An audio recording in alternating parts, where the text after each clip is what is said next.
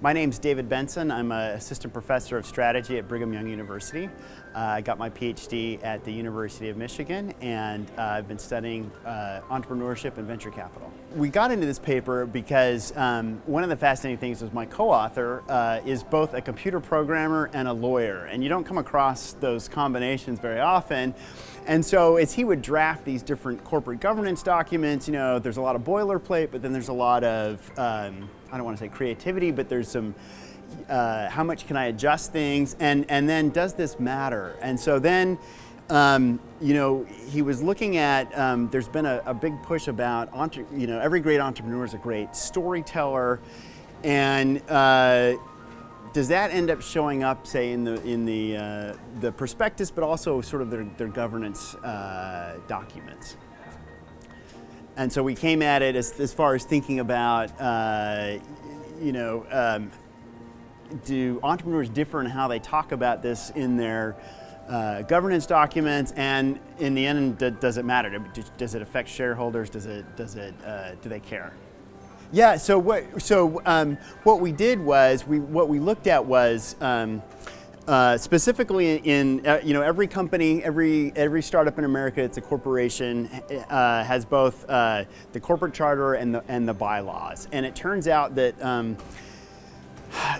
there's provisions in there that make it very difficult for shareholders to impose their will on management or even oust them if they don't like it. And so particularly every entrepreneur, this is their baby. They don't want to lose control. You know, Steve Jobs gets ousted from Apple.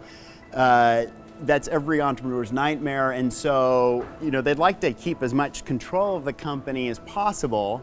So the first thing we did was to say, well, let's look at, there's been research that says, what are some of the key provisions that enable management to keep control? So it's things like, how hard is it for me to replace the board of directors? How hard is it for me to amend the corporate charter? So we first look at that, and then the second piece that we looked at was, how did you describe it? So what you tend to find, what we found was, if I have very shareholder-friendly governance, I explain that very clearly. I want to make sure that everybody knows that. I want that to be easy to read.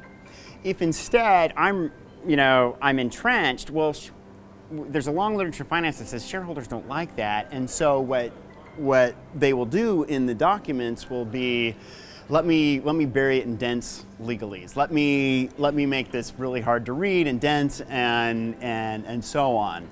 And so what we ended up having to do was, one of my co-authors, the coder, ended up coming up with an algorithm to say, well, how complex and convoluted and difficult to read is this language?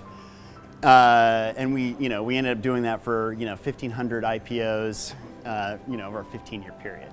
You know, if I take two firms with the same level of governance, the firm with less shareholder-friendly governance is more likely to use what we call camouflage, so that I use this complicated language that makes it sort of difficult to read.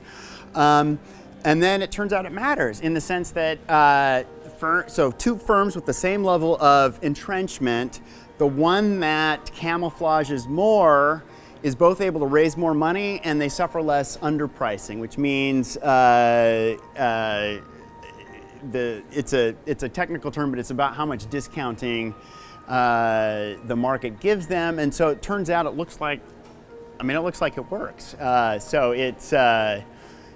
you know, on the flip side, you say, well, what do we take away from that? Well, we don't want to encourage, obviously we don't want to encourage entrepreneurs to sort of try and camouflage bad governance or entrenched governance, but if you're a shareholder, you want to look very carefully at these documents to say, things are going well now, but if a few years down the road we want to replace management, we want to replace members of the board, we want to change the direction of the company, how hard is that going to be for me to do? And so, we need to really dig into these documents.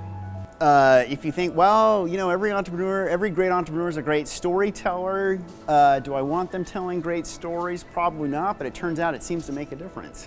Again, there's been all this stuff about entrepreneurs are great storytellers, and typically when we mean that in the best possible way. They're passionate about their idea. They're articulate in presenting it.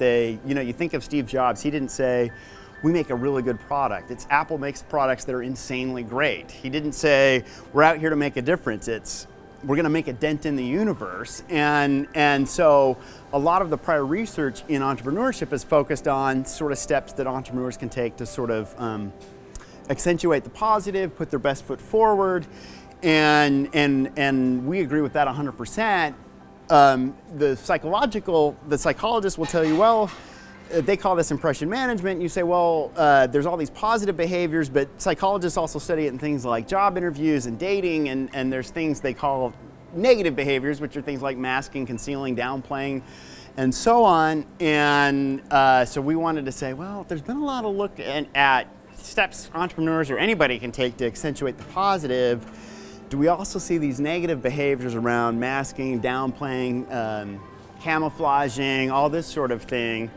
And I mean, you're right. You would say, I expect if I meet you as an entrepreneur, or if you come in, somebody comes in for a job interview, I expect them to be wearing a suit and they've shaved and they smell nice, and so they're putting their, nobody would feel deceived by that. But then if they, in one story, the entrepreneur had these lousy offices, and so when he met with potential employees, he would go next door because his next door offices, they were really nice, and he wouldn't say, oh, this is my office, but at the other end of the spectrum, he wouldn't contradict you or he wouldn't say anything about it either. And you say, well, if I were hired by that, I'd probably feel a little deceived when I came in and said, oh, I thought, oh, no, I was just, I was borrowing somebody else's office. And you'd say, well, okay, well, what else aren't you telling me?